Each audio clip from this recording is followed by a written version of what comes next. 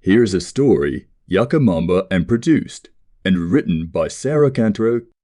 On August 20, 1986, there was a group of friends. Zenelissa, Valerie, Raina, Rico, Zane, Emmanuel, and Obet were all 17 years old and attended J.L. Long Middle School in Dallas, Texas. They had been friends since elementary school and carpooled to school together every day.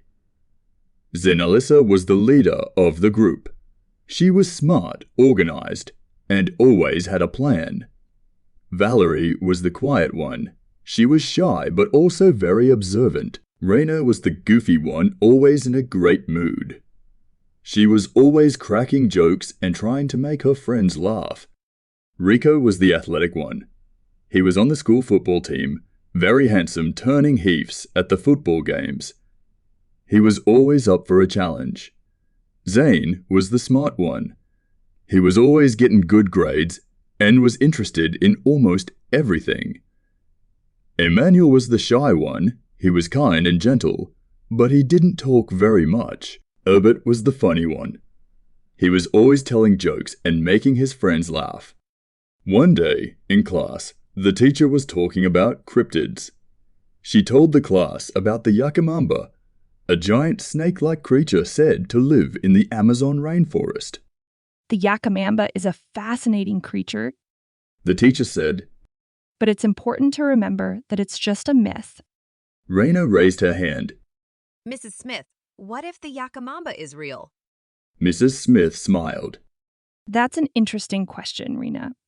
But there's no scientific evidence to support the existence of the yucamamba. So, for all we know, it's just a myth. Rena shrugged. I don't know. I think it would be pretty cool if the yucamamba was real. After class, the friends were talking about the yucamamba.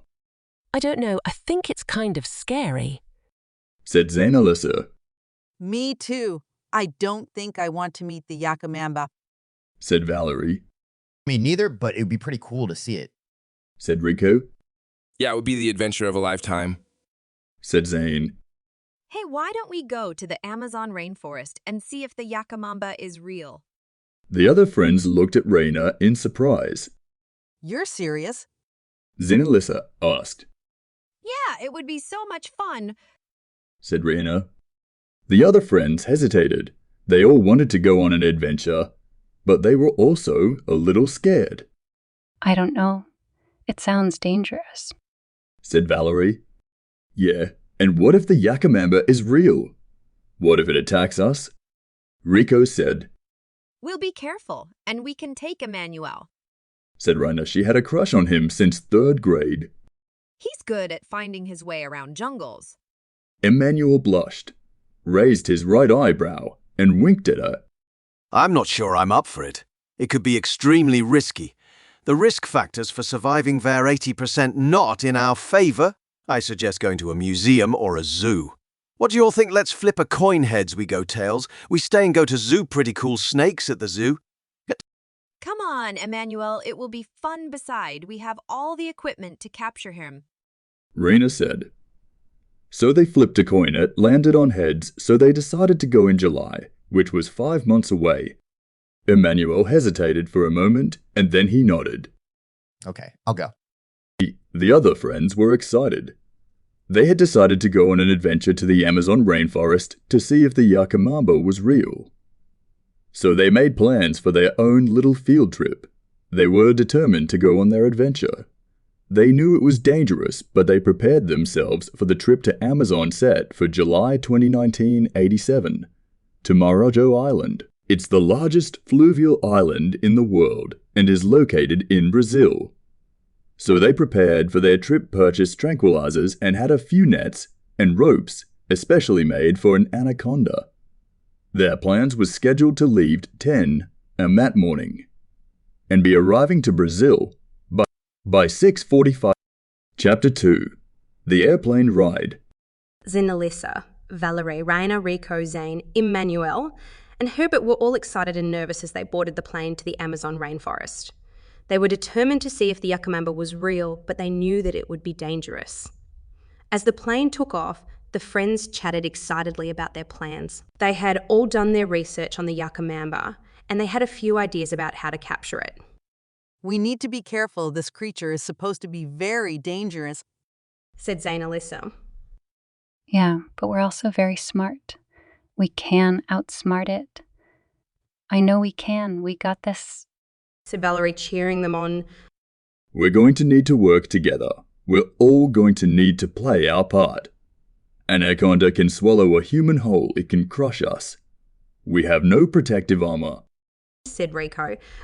We can do this. We just need to be prepared. Knowledge is power, Manuel. You and Zan, Alyssa, help us come up with a plan to put this beast to sleep, said Zane. The friends spent the rest of the flight discussing their plans and trying to come up with a foolproof way to capture the yucamamba. They knew that it would be difficult, but they were determined to succeed. They got to the islands, rented a condo, and began to strategize the capture of yucamamba. The Amazonian warned them not to go, but Rico and Emmanuel convinced Zanalisa, Valerie, Raina, Zane, and Herba. They said with the tranquilizers it would be an easy task. Little did they know what lied ahead. So they headed to the Amazon rainforest on July 28, 1987. It was 2 hours before they hiked into the forest.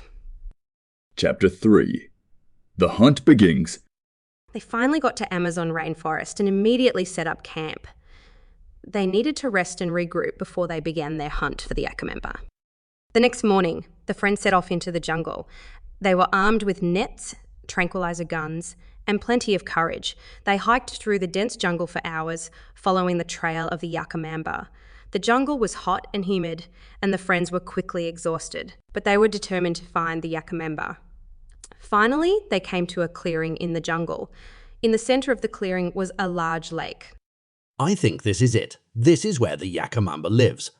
This looks like the map the Amazonian made us, said Herbert. The friends crept to the edge of the clearing and looked out at the lake. They saw a huge serpent-like creature swimming in the water. It was even bigger than they had imagined. It's the yucamamba. Oh my gosh, he's huge. Oh, okay, let's go. It exists. Rena said, her voice trembling. Her friends' wrens were excited and terrified at the same time. They knew that they had to be careful. Chapter 4. The Attack. The friends devised a plan to capture the yucamamba. They would split up and surround the lake. Then they would fire their tranquilizer guns at the creature.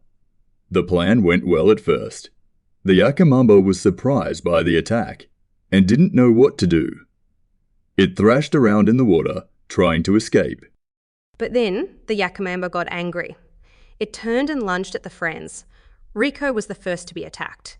The yucamamba wrapped its coils around him and squeezed. Rico screamed in pain.